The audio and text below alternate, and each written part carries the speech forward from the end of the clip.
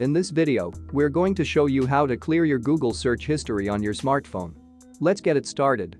First, open the Google app on your smartphone.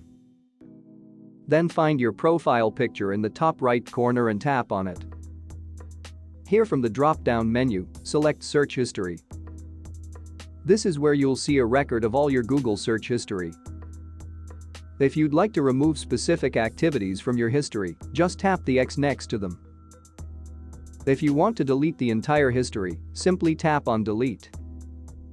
When you tap Delete, you'll have a few options for the time frame. You can erase your history for the last hour, or the last day, or select a custom range.